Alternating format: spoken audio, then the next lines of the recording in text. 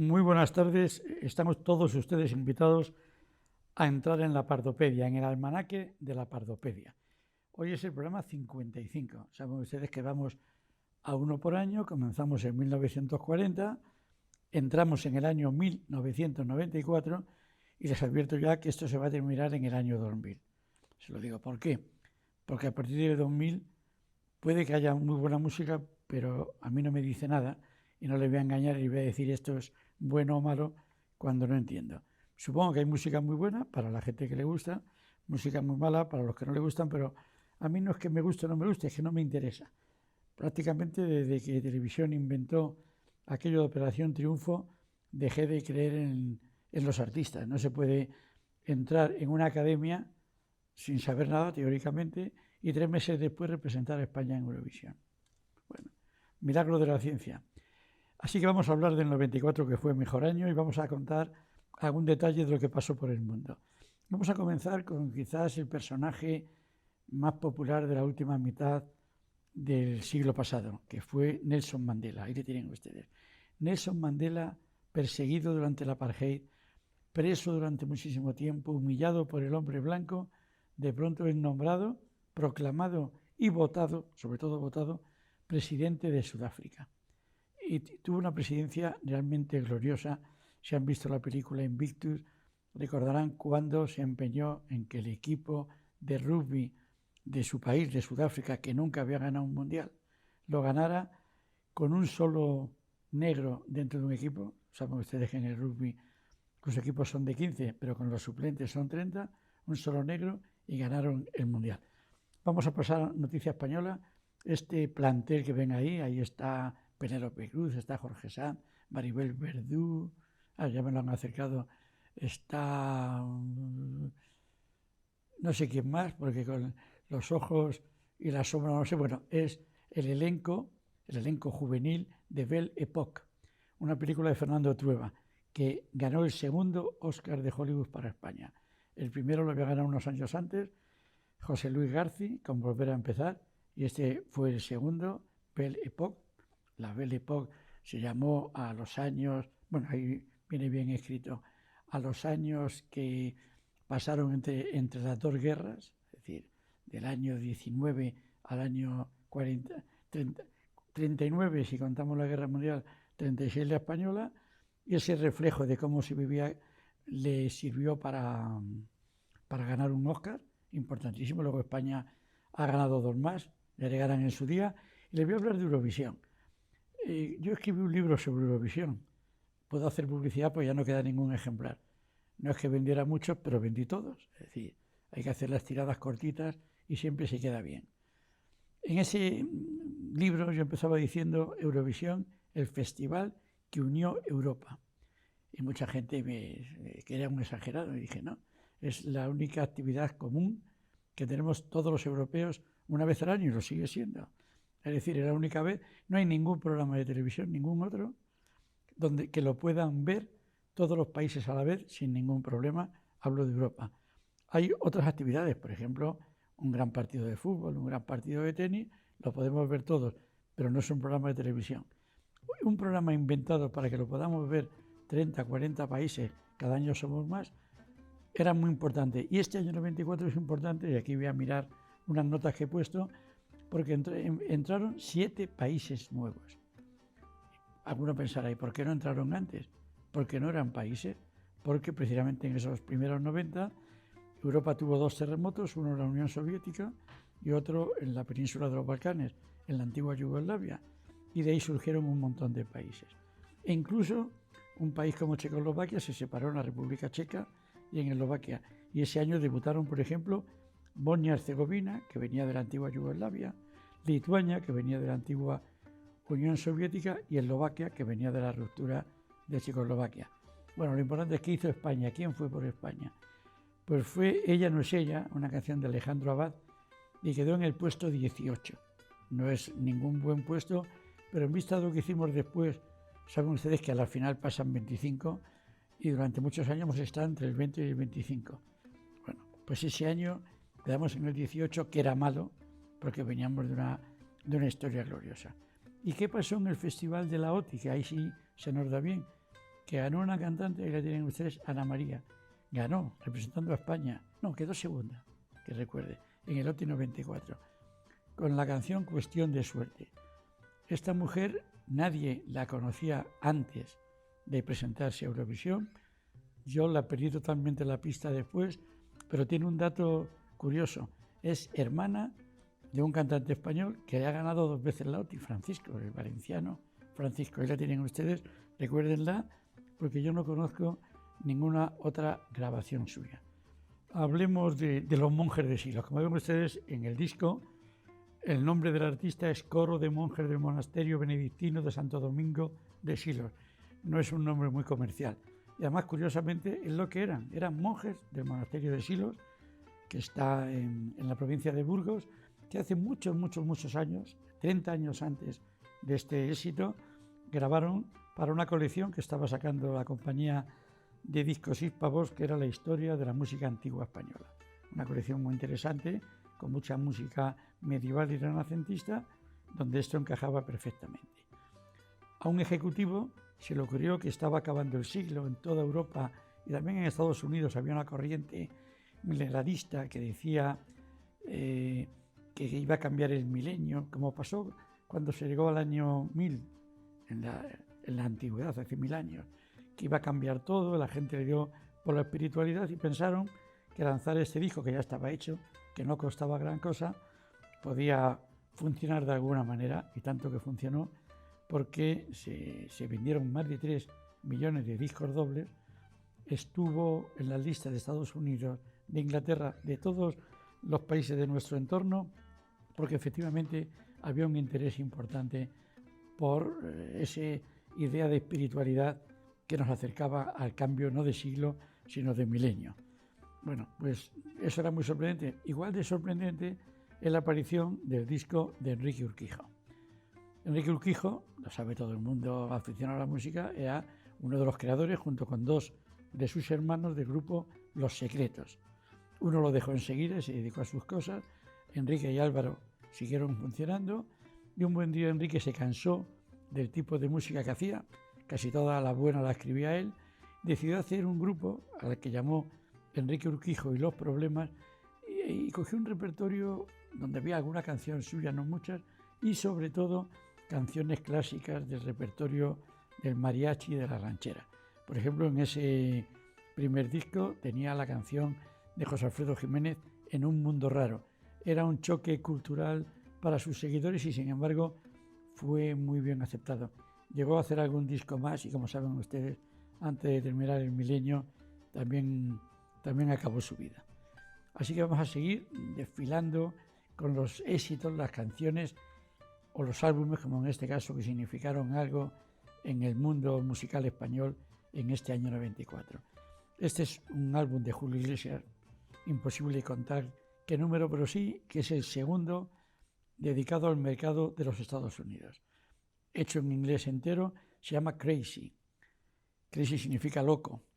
En este caso la canción estaba escrita por Willie Nelson y la mujer que la grabó en los años 60 la llamaba loca. Ella se llamaba Patsy Cline, murió poco después de grabarlo en un accidente de aviación. Es una canción preciosa, un clásico de la música americana, donde esta mujer dice que pienso que estoy loca por quererte, por llorar, por echarte de menos, y con una música muy sencillita, un acompañamiento muy bonito, y Julio respeta mucho el tempo y el estilo y piensa que es una canción que le sirvió, como así sucedió, para conectar con ese público de los Estados Unidos que tiene esta canción entre sus grandes himnos de la música country, porque esto salió con la música country.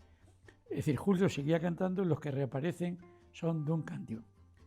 ¿Por qué digo reaparece? Porque llevaban tiempo sin grabar, sí, porque se habían separado, porque habían decidido Mikel Erenchun hacer la vida por su cuenta. Después de 3 años se reúnen y hacen el álbum Piedras, que es este que estamos viendo, y al final llevan una vida, no le funciona tampoco el dúo y Mikel Erenchun acabó haciendo carrera él solo. Siempre se aprovecha cuando reaparece un grupo, siempre hay nostálgicos que les gustó mucho las 100 gaviotas y demás, y les interesa, ya acuden a los conciertos, pero esa esa llamada de la nostalgia pues se agota en poco tiempo, deja de ser nostalgia y se convierte en una cosa normal y pierde ese encanto. Así que le voy a hablar de uno de los grandes discos de Joaquín Sabina. Esta boca es mía. ¿Por qué es grande? No es el más grande, de ese hablaremos quizás en el año que viene, en los próximos años. Antes de acabar el siglo hizo su gran álbum, se lo adelanto, que es el llamado 19 días y 500 noches, pero este ya apunta a buenas maneras. Hay una gran canción que se llama Por el Boulevard de los Sueños Rotos, que es una canción dedicada a Chabela Vargas. Chabela Vargas en esa época pasaba muchas temporadas en España. Lo cierto es que quien la resucitó artísticamente fue Pedro Almodóvar al poner algunas de sus canciones en sus películas, y eso hizo que Chabela Vargas tuviera, no voy a decir una segunda juventud, una segunda madurez, y pasó en España muchos años y muchos conciertos hasta que perdió la vida por razones de edad simplemente. Aparte de la mala vida que ella misma contaba que había llevado, no le hizo demasiado daño. Pero los que también siguen, porque hay gente incombustible, son esta pareja, Ana Belén y Víctor Manuel. Víctor Manuel, que además de ser un gran compositor y un gran cantante y el marido de Ana, es un gran productor, había creado varios formatos de discos y sobre todo de giras colectivas. Todos recordarán El gusto es nuestro. En este Mucho más que dos hacen un disco donde colaboran artistas de todo tipo, incluso no cantantes como Juan Echanove, y hacen un gran disco. Hacen un primer concierto con todos ellos. Ahí estaba también Pedro Guerra, que todavía era un desconocido, gente muy importante, y debutan en Gijón. Sabina y Víctor Manuel dicen que Gijón es el mejor sitio para comenzar una gira. Supongo que porque ellos notan ahí cómo va a funcionar. Yo me apunto porque como soy de Gijón, ¿qué voy a decir? Pero vamos, comenzó, el disco era francamente bueno y les permitió seguir. Luego Víctor Manuel hizo aquel, no sé si luego o antes, con Pablo Milanés, es decir, en blanco y negro. Es decir, ha hecho muchos discos en colaboración y le han funcionado casi todos. Y surge un dúo nuevo que se llama Amistades Peligrosas. Amistades Peligrosas es un invento, es un dúo, como ven ustedes, de Alberto Comesaña, que es el chico, y de Cristina del Valle, que es la chica, se lo digo por si no lo reconocen.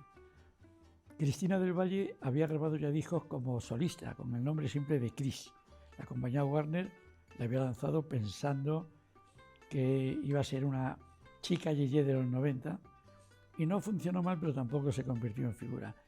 Y Alberto Comesaña venía de la movida de Vigo, había tenido un grupo muy rupturista que se llamaba Semen Up, me han oído bien, Semen Up, y entonces formaron un dúo donde, además de canciones con cierto contenido social, saben ustedes que Cristina del Valle está en todos los movimientos feministas, yo la llamo la marquesa del Valle de Tinduf, que es donde viven los polisarios echados de su territorio por Marruecos. Tinduf está al lado de la frontera en la parte argelina. Pero hicieron una canción ahí que se llamaba Me haces tanto bien, con una doble intención, y recuerdo que tuvo el premio al mejor videoclip de ese año 94. Otro grupo que nace como grupo, todos ellos habían nacido mucho antes, es El Consorcio. El Consorcio, ahí se ve mucha gente, no son tantos, es un grupo que monta Rosa León, también metida productora, con parte de los componentes de Mocedades, entre ellos está Amaya, la cantante, parte de los componentes, parte no, el completo, de Sergio Estíbaliz, que también habían estado en Mocedades, y algún componente más. Iñaki Gaña había estado también, y el componente que falta había estado en un grupo de Bilbao que se llamaban Los Mitos. Y lo que hace es recuperar canciones de la radio de franela o de cretona, no sé con qué se hacían aquellas telas delanteras de los años 40 y 50. Y hace un repertorio estupendo, lo inventa para hacer solo un disco y llevan 30 y tantos años cantando, pese a bajas como la de Sergio Estíbaliz, pero recuperando siempre canciones antiguas con un éxito tremendo en toda España y, ojo, que también un éxito tremendo en toda América. Es un grupo queridísimo que hace un buen show visual y que sigue cantando después de tantos años y con mucho predicamento. Vamos a seguir con novedades de la etapa, por ejemplo, Nacho Cano. Nacho Cano o Ignacio Cano es uno de los 3 componentes de Mecano. Eso lo sabe todo el mundo. Y se le ocurrió una idea que era hacer... Él no es cantante, es un muy buen compositor, pero no es cantante. Entonces hubo un ingeniero de sonido y arreglista muy importante en Inglaterra que se llamaba Alan Parsons. Alan Parsons hizo un grupo que se llamaba el Proyecto Alan Parsons, The Alan Parsons Project, donde él creaba las canciones, creaba el concepto y contrataba cantantes e instrumentistas para hacer los discos, y con mucho éxito. Y Nacho Cano hizo lo mismo, es decir, contrató músicos y contrató sobre todo voces femeninas, muchas voces femeninas, ninguna para que cantara más de una canción, para que la gente no identificara los éxitos posibles con un cantante o un músico determinado, sino con Nacho Cano. Por eso firma los discos él con su nombre. Y ese año hizo un álbum titulado Un mundo separado por un mismo Dios o por el mismo Dios, que es una frase que define muy bien lo que es el globo terráqueo. Es decir, tenemos el mismo Dios todos, unos le llaman Alá, otros le llaman Yahvé, otros le llamamos Cristo o Jesucristo, todos son lo mismo, una persona que predica la paz, que predica la fraternidad, que predica la bondad, cada uno le llama de una manera y eso nos ha llevado y nos sigue llevando a guerras tremendas. Bueno, pues ahí lo contaba él a través, repito, de muchas voces, muchas personas, y en este momento, como saben ustedes, está embarcado en el musical Malinche, un musical que cuenta la historia de la que fue pareja, amante, concubina, esposa de Hernán Cortés, que era una nativa azteca, mexicana, del antiguo México, y que le permitió saber más de ese pueblo que él gobernaba como virrey y que lógicamente veía a los españoles que habían llegado allí con mucha prevención. Vamos a seguir con un par de cosas más. Por ejemplo, un grupo que prometió mucho en el primer disco, que fue Australian Blonde. Australian Blonde es un grupo gijonés. Ya he puesto otra cosa de Gijón. Es que más que uno de ellos es sobrino mío. Así que si no les trato bien, luego la familia me mira de reojo. Australian Blonde había tenido en el disco anterior un gran éxito con una canción llamada Chup Chup, que habían cogido como tema central de una película, de una novela de Ray Loriga o Lóriga, como le quieran llamar ustedes, que se llamaba La historia del Cronen, que contaba cómo era la juventud española de los 90 que escuchaba esa música. El de la izquierda, que está con los brazos cruzados, ese es mi sobrino Tito Valdés. Tito, me he portado bien contigo. Hazme caso cuando vaya por Gijón. Bueno, él sigue cantando, aunque ya en ningún grupo, y este disco, que tenía que ser de su confirmación, funcionó bien, pero sin conseguir ninguna canción que le volviera a elevar a ese nivel, y poco después el grupo se separó, cada uno fue por su cuenta, luego uno de ellos ha vuelto a crearlo, pero ya están fuera de su contexto. Es decir, estoy seguro, no se lo pregunto nunca, que no saben hacer regatón y por lo tanto no tienen nada que hacer en esta época. Pero un disco también importante de esa época, y este no es sobrino mío, es el de Antonio Flores. Antonio Flores, hermano de Lolita, hermano de Rosario, hijo de Lola Flores y el Pescailla, había tenido una etapa, creo que lo he contado alguna vez, una primera etapa en un sello, en el sello CBS, donde se negó a firmar como artista con el apellido Flores porque quería triunfar por su cuenta. Fue el hombre que puso en tiempo de rock el Pongamos que hablo de Madrid de Sabina, y eso cambió el ritmo y el estilo de la música de Sabina, que pasó de las guitarras acústicas a los grupos de pop y de rock eléctrico, y no acabó de funcionar como artista. Lo dejó y años después le contrató otra compañía, le dijo: tienes que llamarte Antonio Flores, e hizo un gran disco que se llamó Cosas Mías. Tuvo una carrera, él había escrito ya las canciones del disco de su hermana, el famoso Sabor Sabor, el Mi Gato, esas canciones de Rosario eran suyas, la compañía vio que tenía talento, le grabó este disco, otro más, y desgraciadamente, como saben ustedes, falleció enseguida y no pudo seguir su carrera. Y por cierto, este año una revista se llamaba Un Año de Rock volvió a poner en marcha los premios de la música. Los premios de la música, todos los premios que se dan en la música, en el cine y en el teatro, más que premiar o más que dar un regalo al premiado, lo que está haciendo una enorme promoción de esa actividad, sea la música, sea el cine, sea los libros, y entonces sirven para que la música capee momentos de crisis.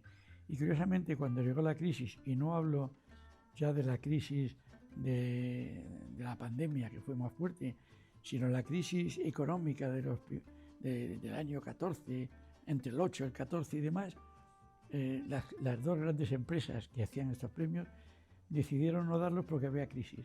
Pues con eso ahondaron la crisis. La música, los discos desaparecieron del campo de visión de los aficionados y naturalmente han tardado mucho en levantar cabeza y además con otro formato. Voy a terminar hablando de dos de los premios de Un Año de Rock. La mejor artista internacional fue Gloria Estefan. Gloria Estefan, como saben ustedes, es cubana, era hija de un militar cubano de la época de Batista que se marchó de Cuba cuando llegó Fidel Castro. Allí ella no cantaba, cantaba como aficionada, pero un día en una fiesta invitaron a un grupo cubano que se llamaba la Miami Machine. Entonces las amigas o los amigos que sabían que cantaba le pidieron que subiera a cantar con la Miami Sound Machine. Subió, cantó y el líder, Emilio Estefan, le gustó mucho y le dijo: oye, tú tienes que cantar con nosotros. Entró en el grupo y empezó a cantar, curiosamente empezó a cantar solo en inglés, con un éxito tremendo, la famosa conga, canciones para películas y demás. Y el día que hizo en castellano, volvió a castellano, con Mi Tierra, demostró que podía trabajar en los dos campos y por eso se llevó, ahí tienen ustedes la portada de esa revista, Un Año de Rock. Y el premio, digamos al español, hemos visto antes la foto, era Manolo Tena. Manolo Tena había sido líder de Cucharada, líder de Alarma, sus discos en solitario, sobre todo el titulado Sangre Española, le había convertido en la revelación de la temporada. Se llevó este premio, tampoco tuvo una larga vida profesional, porque también murió demasiado joven. Y en el caso de Antonio Flores se puede decir, Antonio murió antes que por la misma causa, por una adicción de la que no pudieron escaparse. Pero yo me escapo de aquí porque saben ustedes que esta televisión no es mía. Entonces hay gente esperando, les estoy viendo, que están haciéndome el signo corta, corta, que tenemos que entrar también nosotros. Bueno, pues les dejo, pero me he buscado un hueco. La semana que viene a la misma hora estaré aquí con el almanaque de la Pardopedia en Déjate de Historias Televisión.